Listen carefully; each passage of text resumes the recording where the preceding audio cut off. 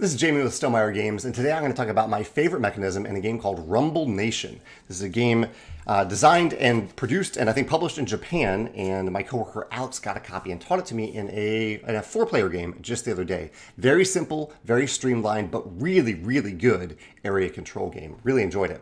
At the beginning of the game, actually I don't have a great photo at the beginning of the game, but you can see this map and you can see these tokens right here that have different numbers on them, numbered 2 through 12. Those tokens are randomly put on the map at the beginning of the game. And there are no cubes on the map at the beginning of the game. Each player starts with a pile of cubes.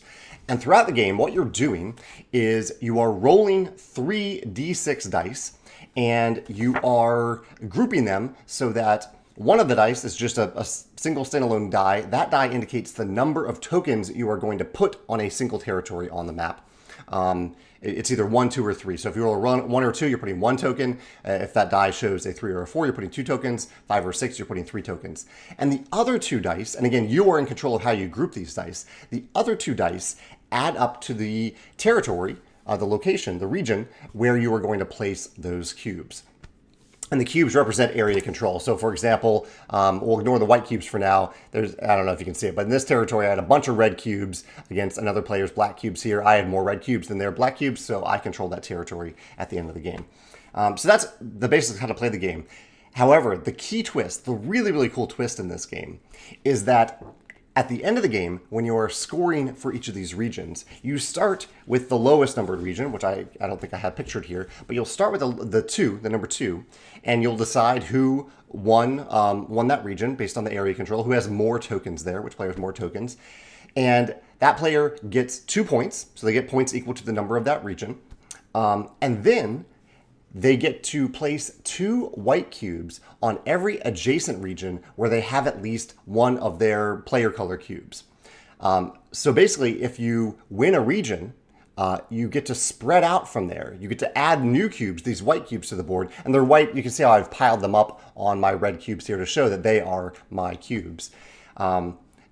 You get to spread out and instantly have more control over the surrounding areas. And you do that in ascending order. So you score region 2 first, and then you score region 3, and so on, and 4.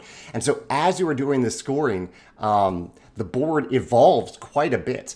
At a point in the game where it's no longer really in player's control, but everything you've done is built up to this moment where it feels almost a little bit like Pandemic. And Pandemic, where you have those outbreaks and things break out from a certain region, it feels like that, but it feels really, really good in this game because you are the one gaining all these cubes, or you are one of the players gaining all these cubes, and they are greatly impacting your area control. And of course, this isn't a random thing. You know this is coming at the end of the game, and so you can plan throughout the game where you want to have single cubes into various territories, so at least you have one there, and if you do win a territory, you can have this outbreak of tokens to spread out from there.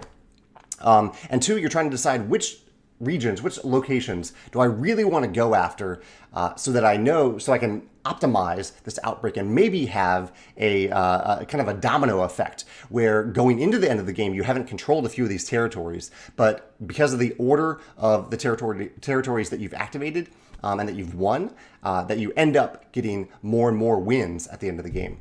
It's a really, really satisfying mechanism. It's a little hard to describe. You kind of have to play it to get a feel for it, but hopefully I've explained it enough so you understand what happened here. But I think it's really, really cool that so much of the action happens during the scoring phase of the game where you're scoring to these regions and you've built up to it throughout the game, and then you have this overflow effect of area control at the end of the game. Really, really cool mechanism. That's Rumble Nation.